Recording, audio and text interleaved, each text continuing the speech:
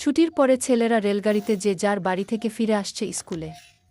ওদের মধ্যে একজন রসিক ছেলে কালো কুমড়োর বলিদান বলে একটা ছড়া বানিয়েছে। এমন সময় আরখোলা স্টেশন থেকে গাড়িতে উঠলেন একজন বুড়ো ভদ্রলোক।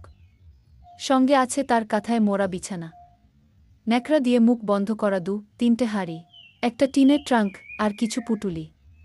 একটা সন্ডাগোছের ছেলে, তাকে ডাকে সবাই বিচকুন বলে। সে চেঁচিয়ে উঠল, এখানে জায়গা হবে না বুদ্ধা, যাও দুসরা গাড়িতে। বুড়ো বললেন, বড় ভিড়, কোথাও জায়গা নেই, আমি এই কোণটুকুতে থাকব, তোমাদের কোনো অসুবিধা হবে না বলে ওদের বেঞ্চি ছেড়ে দিয়ে নিজে এক কোণে মেঝের উপর বিছানা পেতে বসলেন। ছেলেদের জিজ্ঞাসা করলেন, বাবা তোমরা কোথায় যাচ্ছ, কি করতে? বিচকুন বলে উঠল, শ্রাদ্ধ করতে। বুড়ো জিজ্ঞাসা করলেন, কার শ্রাদ্ধ? উত্তরে শুনলেন, কালো কুমড়ো টাটকা লঙ্কার। ছেলেগুলো সব সুর করে চেঁচিয়ে উঠল, কালো কুমড়ো টাটকা লঙ্কা, দেখিয়ে দেব লবডঙ্কা।